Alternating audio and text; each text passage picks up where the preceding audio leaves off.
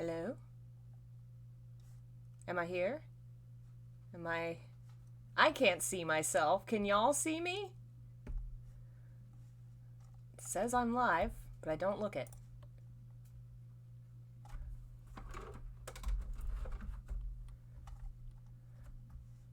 Okay, there it is. I don't know why it took a second. I think the resolution error finally got to YouTube and they were like, no, shut her down. Anyway, what was I even? Silent Hill. So I played 2, 3, and 4 first, and I just really fell in love with the story and the universe, and then played 1 in college. I played Downpour the month it came out. I remember that. And I remember playing Homecoming, the downloadable. They had, like, you could play the first level. I remember liking that. So after the PS2 generation, I kind of played them as they came out, and I've just loved them ever since. The great games. Let's take a look at our questions over here. Oh no, the questions from earlier aren't showing anymore. Why would you do that, YouTube? Well, okay. I know one of them was favorite Silent Hill antagonist, I think I saw. Definitely Walter. Like, he's just so fascinating. So there's an aspect of Walter that is very symbolic of your mass murderer, your Ted Bundys, that kind of thing. And the story kind of relates a little to that. And so it has a cool message sort of about how the Ted Bundys come to exist. But at the same time, he's not them. Because, as I said in my video about him, ultimately, a serial killer like that thinks the most of themselves.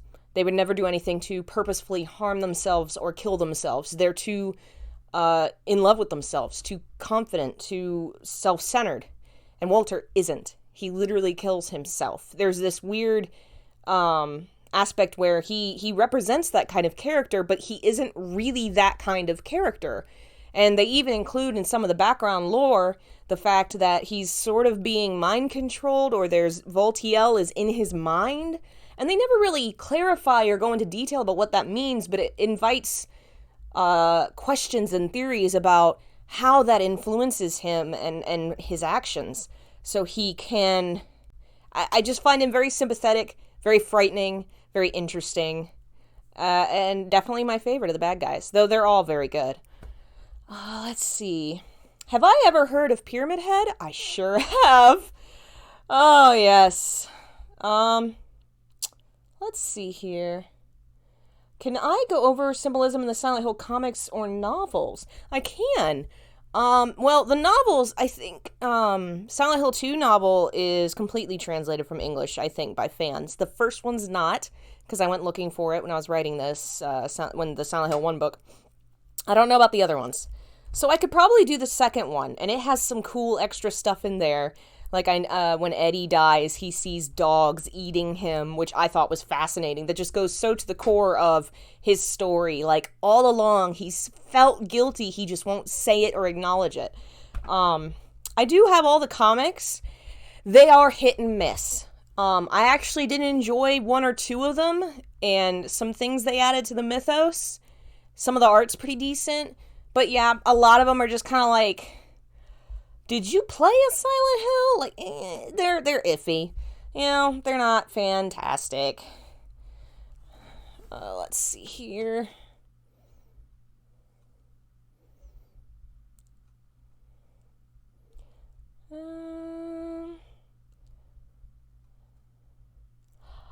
Yes, you're from NC. Are you going to SuperCon?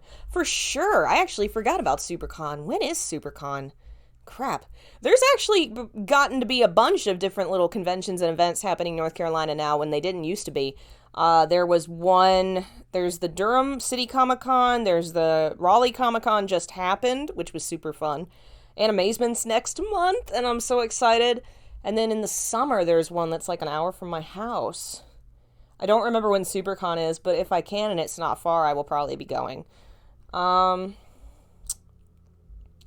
Is there a game you think is really terrible and why? Oh, boy. Oh, man. When I think of the worst game I've ever played, It's not any of the Silent Hills, which is why I defend a lot of them, even the weaker ones, because honestly, at their core, they are playable games. They are decent, playable games. You know what's not? Aragorn's Quest. Aragorn's Quest was a PS3 era game made about the Lord of the Rings trilogy. I think around the time of maybe the Hobbit movies. I don't think it was, because the Lord of the Rings movies came out in the PS2 era, so it was probably the Hobbit. It is the worst game ever made. And Lord of the Rings is like perfect. It's high fantasy already. Just make an RPG and go. I mean, you see with like the Shadow of Mordor or whatever, it's perfect. But somehow Aragorn's Quest couldn't do it. Like, it's just the most boring, tedious thing. It made Tolkien boring. And a lot of people will already argue the books were that. It's worse, and it's the least fun thing to play. And me and my friend beat it and kind of looked at each other like, why did we do this? And then we threw it in the garbage. It's awful.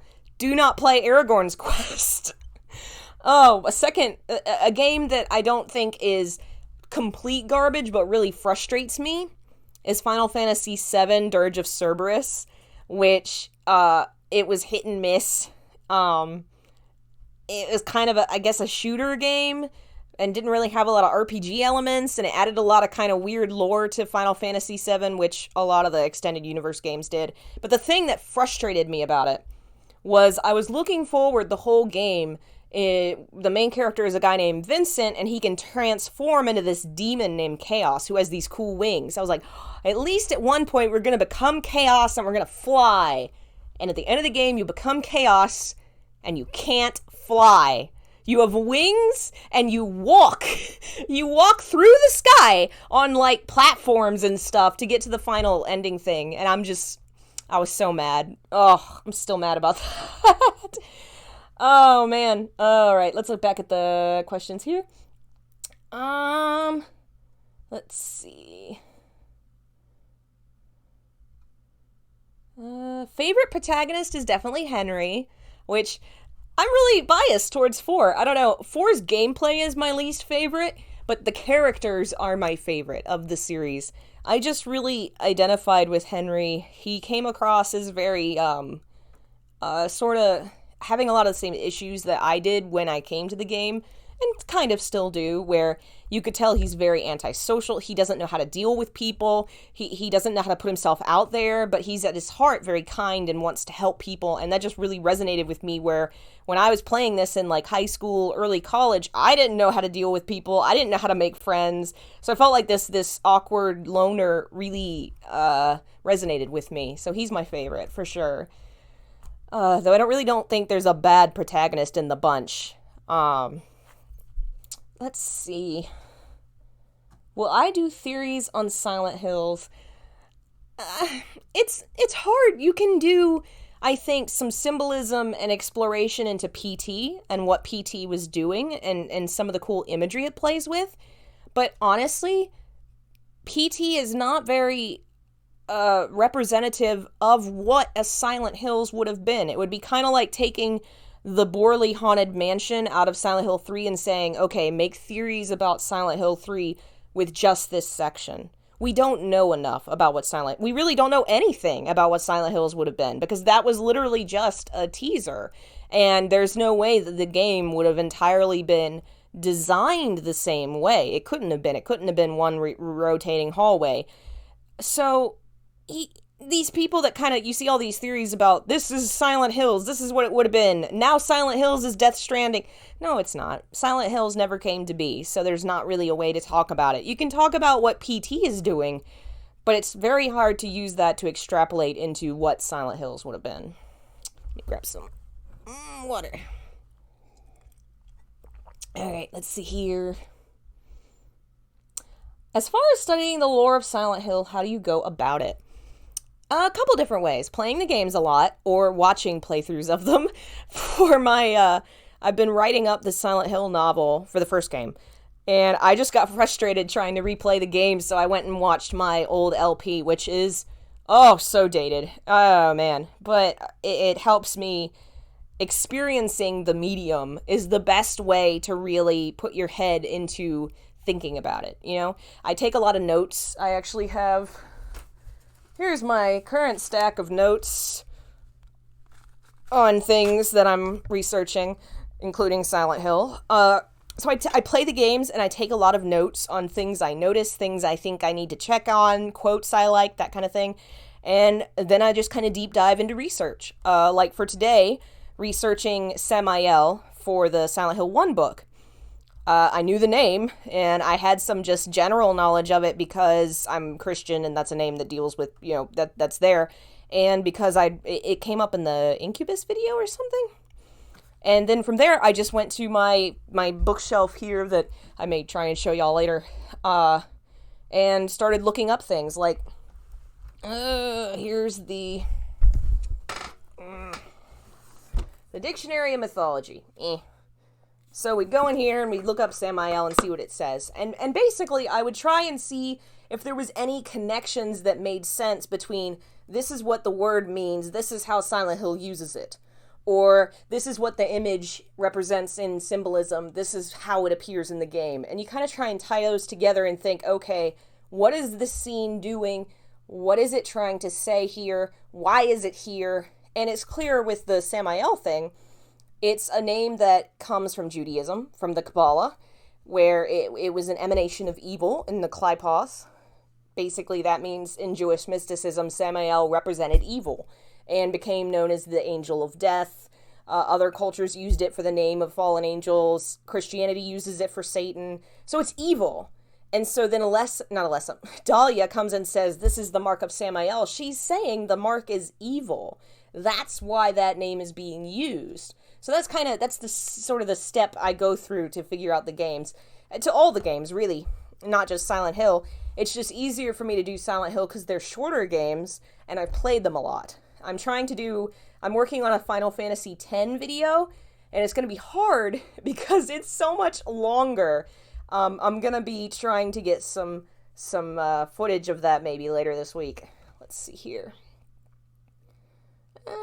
Have I played Detention and Devotion? I haven't. Detention is on my wish list. Last time it was on sale, I was like, I have too many games I haven't played yet, but it's on there. I thought the concept looked interesting, so at some point I will be streaming it for sure. Let's see. Have I seen the teaser for Close to the Sun? I have not heard of that, so I will have to Google it. Would you do a video on why children are not affected by the power of Silent Hill? I could do a video on children in Silent Hill for sure. I don't think they're not affected. I think that often the innocent are not affected by Silent Hill, and storytellers often choose children to represent innocence, because we associate children with innocence. Laura, Cheryl, kind of, to me, looking at Silent Hill 1 again, it almost seems like in her cutscenes, she's not seeing her father, and that maybe she's in this, maybe the normal Silent Hill while Dad's in Fog World. That's kind of, I was thinking that might be kind of what's going on there, because Cheryl is ultimately innocent, but because of what's going on, she gets dragged in anyway. But yeah, I could do something like that. That might be interesting. Bye, phone.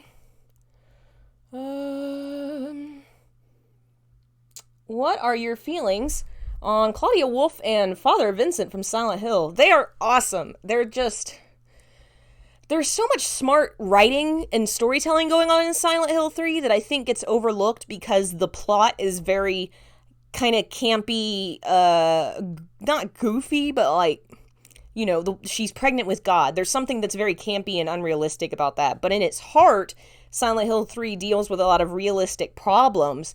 And I think both Vincent and Claudia are representations of abusive adults.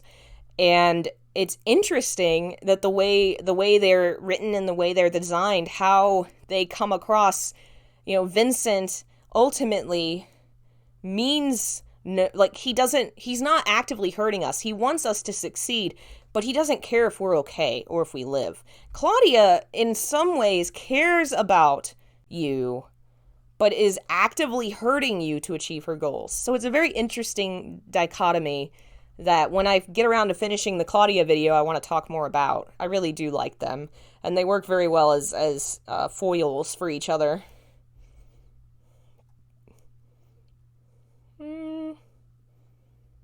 Have I beaten Silent Hill 4, and what ending do you prefer? I have beaten it. I've beaten all the games except Origins. Never played Book of Memories because I don't have a Vita. And I think that's it. Yeah, that's it. I got the bad ending, and I actually love it. I think it's the most fascinating, and it's the most... It makes me question, because technically, Henry wins. We beat the boss. We see Henry succeed and Walter fall down and die, but then Henry gets this headache, and he looks different, and Walter's back in the apartment. What happened? And Walter looks so heartbroken about winning. It's just such a fascinating ending, more fascinating than any of the others, and definitely my favorite, my preferred way to play the game. Can you explore the different endings in these games? Yeah, I could definitely do that. I hadn't thought about comparing and contrasting them. I mean, there's endless things to do with this series. I will be making videos about it for a long time. But, yeah, I could definitely do that. What do I think about Silent Hill Origins? I think visually and mechanically, it's the most similar to the old one. So it has a decent PS2 feel to it. But it didn't stick with me the first time I played it. I just kind of felt like I wasn't getting drawn in the same way. But I was also younger and very easily distracted. So I feel like I want to go back and give it another fair shot. So one day I will have to try it again. I didn't get past the theater, I don't think. I don't think I ever got past that part. What's my favorite ending in the Silent Hill series, including joke endings? The joke ending of Downpour. The bad ending of 4.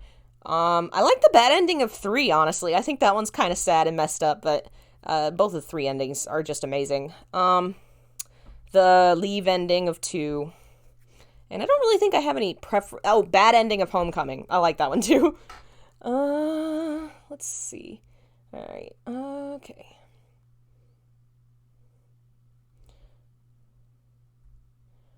Another one about endings. What's my favorite ending of the series? That one makes me feel. I'd say the leave ending of 2. Because the way it just, James walking away and leaving and having to let go and move on with his life really resonated with me and my feelings about my dad and the fact that I have to do the same thing. And so every time I play that ending, I just get teary-eyed. It's really emotional. Yeah, somebody just asked the same thing there. That's favorite one for 2. Favorite Silent Hill game in terms of gameplay mechanics is actually definitely Downpour, because I love just being able to really explore the town. You can kind of do that in a lot of the games, but Downpour actually makes the town sort of an open-ended, large place that you can walk around, and I love doing it. It's so fun. I really like that game a lot, and I'm sad that other people don't.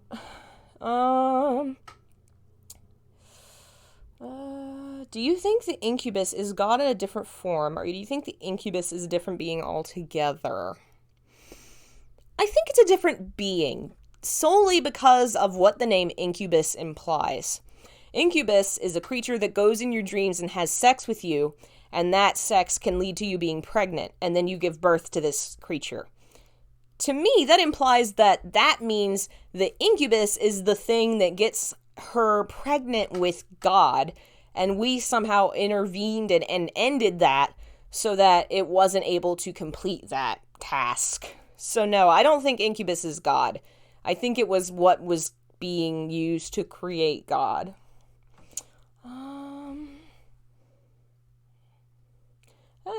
Have you ever thought about creating a horror novella, and who would have been an artist for the cover? The artist would definitely be my good friend Mars, who's an amazing artist. I really love their style, and did the cover for Silent Hill 2 book, which I have a copy of right here. Yay, it's so pretty. And I have actually written a lot of novels and a couple of horror stories. I tend to write sort of fantasy horror. So it's less like, it's not going to be a horror plot so much as a story with horror elements in it. One of the ones I'm working on right now is basically a little girl that dies and becomes a changeling, which is a child that's replaced by a fae. It doesn't work the same way as it does in like traditional lore, but the idea is basically that she dies and comes back and she's different and has to deal with that, and kind of has some horror elements in it. Everything I do kind of has a little horror in it, because I feel like life, there's always horror in everything, but I don't do a lot of pure horror. Let's see here. Why does Heather kill Douglas in the Silent Hill 3 bad ending anyway? I feel like this is a spoiler for future Silent Hill symbolism episode, but my theory, long and short of it, is she's overtaken with revenge. Because technically, if you go back step by step, Harry dies because of Douglas. If Douglas hadn't led Claudia to them, Harry would be alive. So, for someone who's obsessed with revenge, Douglas has to die too.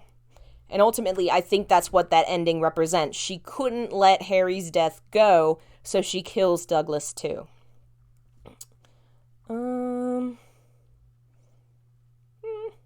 My favorite monster.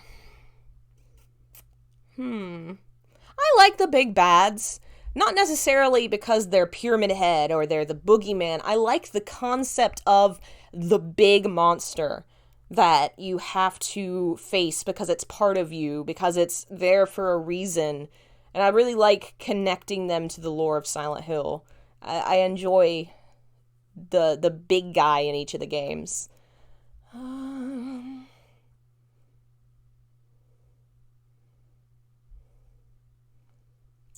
Let's see. Do I plan on making something about the Seal of Metatron? For sure. Still working on that one. Let's see. Favorite song in the entire Silent Hill series is definitely Room of Angel. Every time. Oh, that song gets me every single time. More Resident Evil when? Maybe tonight, though it's already 9 o'clock. I don't know. I'm trying to have a weekly night where I do Resident Evil, but life keeps getting in the way. Monday and Tuesdays, my mom and I babysit, which leads to a lot of exhaustion and not feeling up to streaming. I may try and stream tonight after this, but I don't know if it'll be... I might do DMC. I don't know. I really like playing that. But I'm going to do Resident Evil at least once a week, because I want to get through all those games and actually be able to make more videos about them. Hello, everyone popping in and saying hello. Okay. Clearly the Order is a dark cult. Why do you think they believe hate and pain would make a loving and just God? I don't think they necessarily do.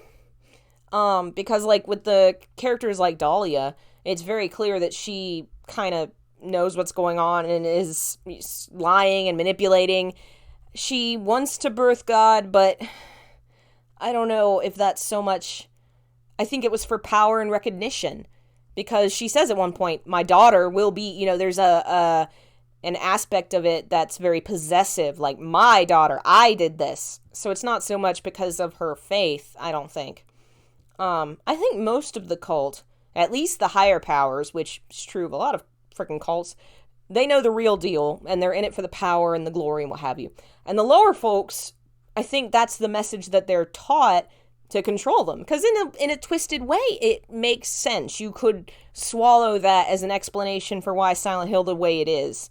Because, if you haven't suffered, how do you know that...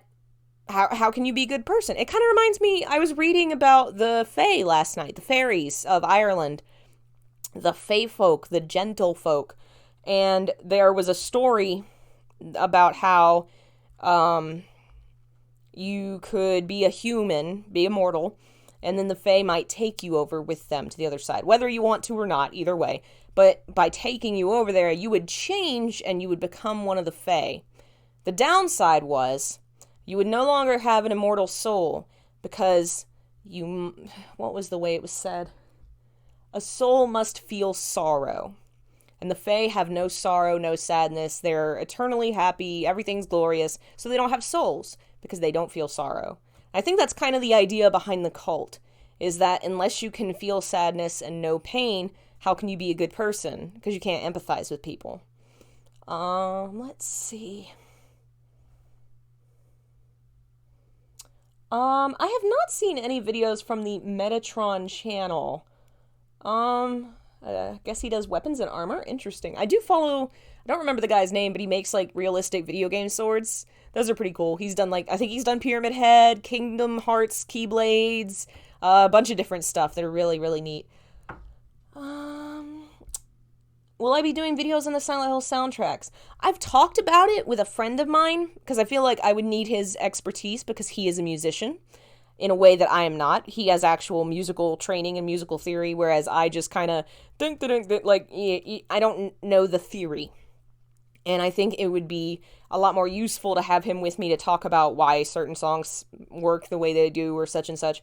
I've had people ask for it before, and it's definitely something I'd like to do, but it will be a while before it's done. Because he has a 3-month-old baby. He's not doing anything for a long time. Do you like Resident Evil? Which is your favorite? I do. I'm really enjoying it. So far I've played the first one, the Origins remake, the second one, the original and the remake, and the fourth one and the fifth one. Those are the ones I've actually played a lot of, or any of. I think 4 is still my favorite. It was just, as a whole experience, it was really solid, and it was kind of lighthearted and campy and fun in a way that I enjoyed. I like 2, but as I've gotten older, I've found that my life lately, and just I think for a lot of people in general when you're an adult, you're more stressed, so you appreciate more the things that are lighthearted and you know, not as serious. So I really like 2, but I think 4 gets my vote for its atmosphere. Have I finished any Shin Megami Tensei games, or have you any interested in? That's funny you say that. I haven't, but the other day I was sick. I had to order a delivery through Shipped to get something from Target to help me with this illness I was dealing with. It was nothing major, and it's gone now. But I had to get a little more money over it to get the delivery free. I was like, oh my god, what's $20? And Persona 5 was $20, so I now have Persona 5. Right when they announced the whole R thing, which that's fine with me, I'll just play this one. But I also have Shin Megami Tensei 3, 4, or no, it's 4. Yeah, it's 4 for the DS, which I can't exactly stream until I figure out that setup. But I plan on playing those, and definitely Persona 5 I can stream at some point. I just have to put it through the graphics card so that it doesn't block the freaking cutscenes. I have been told by many people that it is right up my alley, and I watched a friend play it, and I was literally like, holy shit, that's that mythical monster, that's that mythical guy, that's from this thing. It was really fun, so I definitely need to do that. When you take breaks, what's your favorite game to chill out with? Where is it? I tend to go for, like, simulation games. If I'm really just relaxing and not trying to do anything serious. And right now, the one that I'm, like, addicted to, and pop up right here, come on, turn on, is called Fantasy Life. And it's just like it sounds. It is a simulation game where you become a blacksmith or a swordsman or all of the above. And you run around and you do quests and you make a house, or not make a house, you buy a house, you fill it with stuff. It's just mindless questing that I really love, and it helps me relax. So yeah, when I'm done playing the scary games, I play stuff like that. Stardew Valley's another one, Spyro, that kind of thing.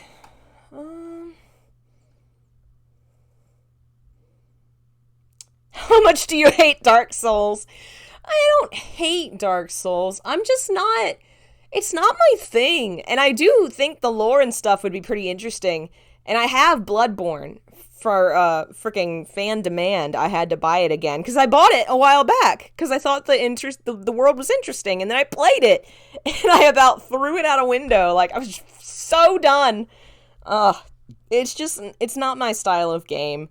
I will probably play Bloodborne at one point, because people have bugged me about it a lot, and I'm sure y'all will enjoy watching me die and scream, but it's not my favorite type. Like, I don't go, like, I'm not gonna buy Sekiro. It's not my thing at all. Alright, let's see.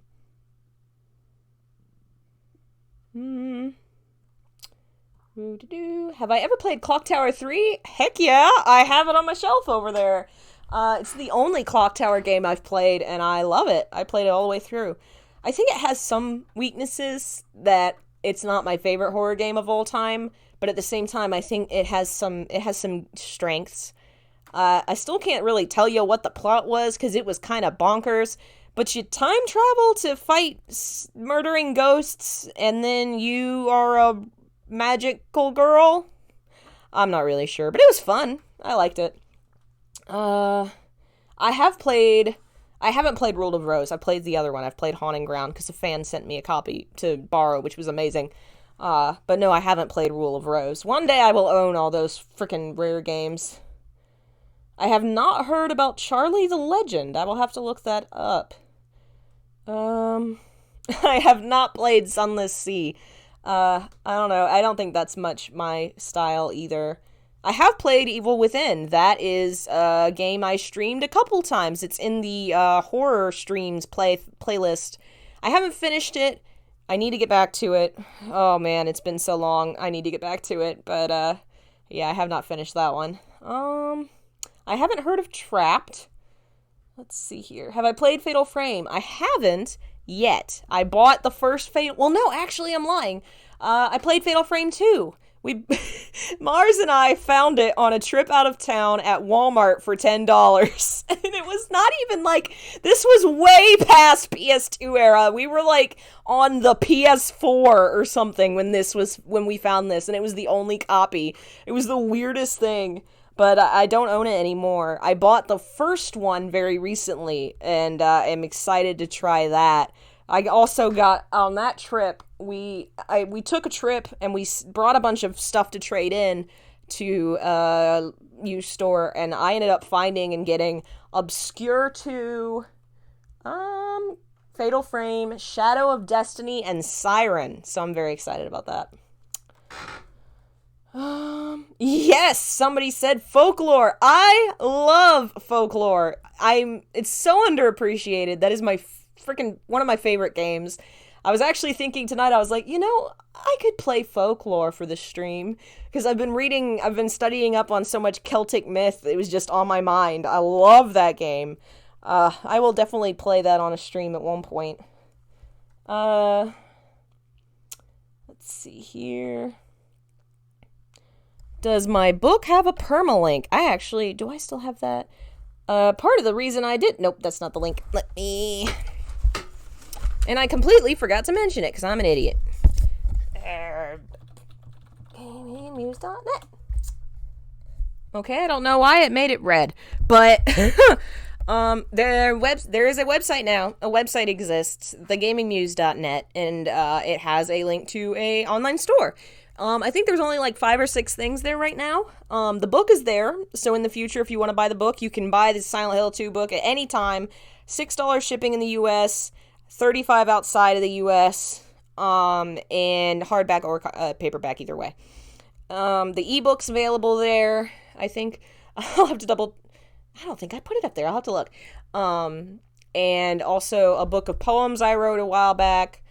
Ebook. These are all digital. The only ones that aren't digital are the Silent Hill 2 book. The first podcast I did for the Symbolism Files, it's free to Patreon and donors and all that, but if you just want to buy it, it's $3. I think I posted some free stuff, like if you go to there's a page on my fiction, and you can download a couple like page, chapter teasers, a couple of things like that. I don't remember what else is there. There's a lot of stuff. There's some of my artwork. It's a general portfolio of things I have made, and there will be more stuff in the future. There's a page I used to write for a website that reviewed video games that is dead now, and I put all the articles I wrote on the nonfiction page, I think. I did a couple of decent things there. Something on Mass Effect, Star Trek, a couple of other things. Let's see here. Let me see if I missed anything. think I got everybody's questions. Any more questions before we round this out? I'm trying to think of what everybody's asked me lately. Let's go over general favorites before we close this out.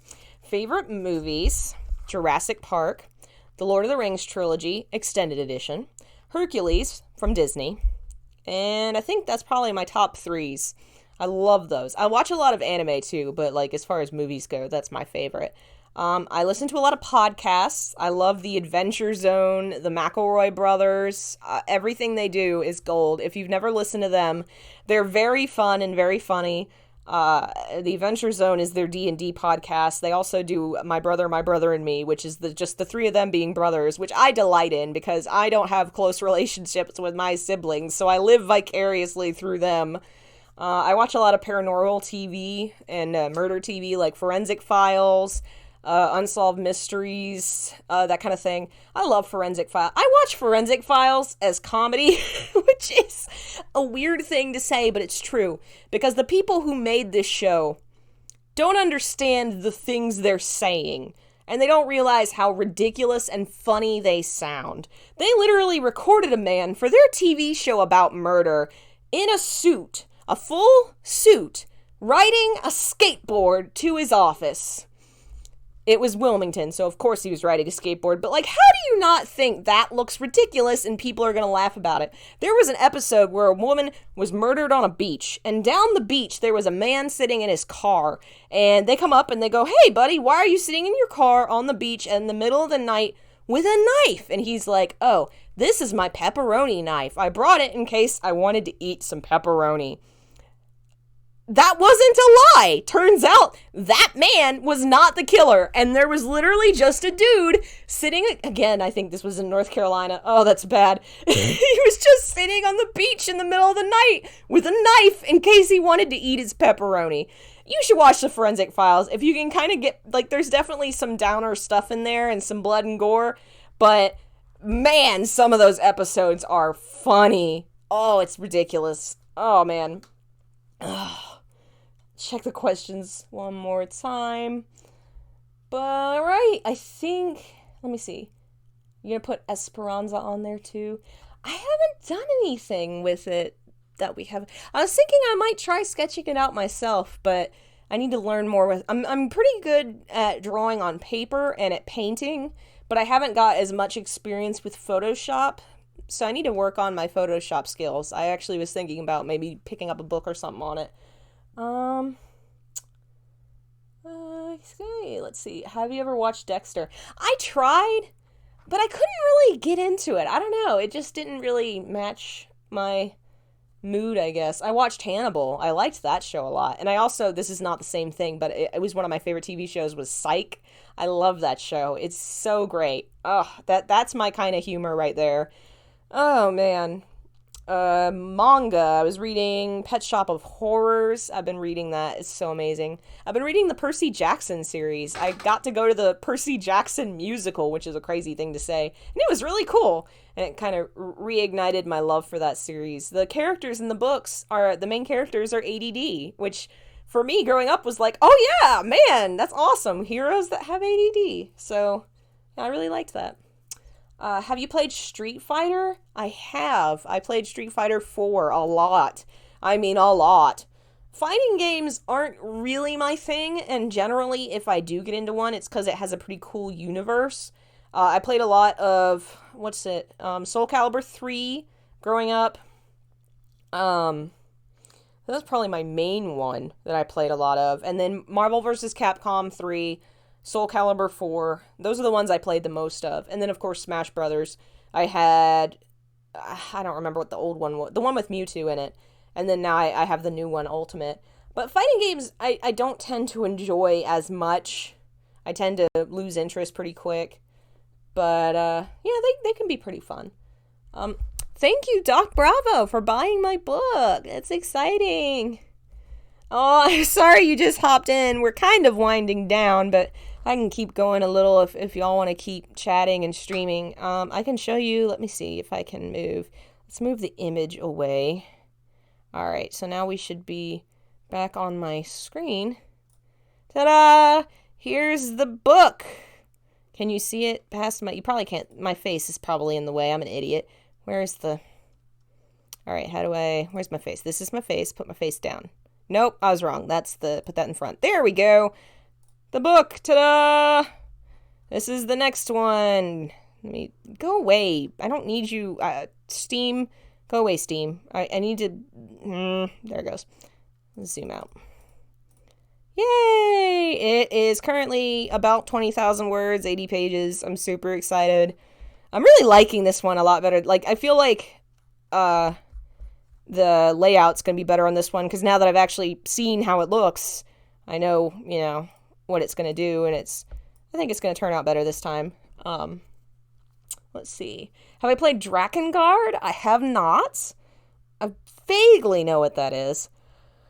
I don't play Final Fantasy XIV. I don't have a lot of experience with MMOs. I played like WoW for 5 minutes. The one I played the most of was RuneScape. I played that for years. That's probably my touchstone for MMOs, which is hilarious, but I just really didn't play a lot of the other ones at all. Never really had that. What about American McGee's Alice? I've been told by a couple different people to play it, and I just don't have it yet. You know, games are expensive. I've thought about it a couple times and just put it off. It's on my list. Let me see. What do I have over there? I guess I could show you guys around if I can get the camera to move that far. It's on a USB extender. Alright, let's see here. I hope my room's clean. I did clean today. Come here, webcam. Ta-ha! It works. Alright. Oh, that's the door. We don't want the door. There we go. That's the game shelf. We have to get closer. Come with me, USB. Nope.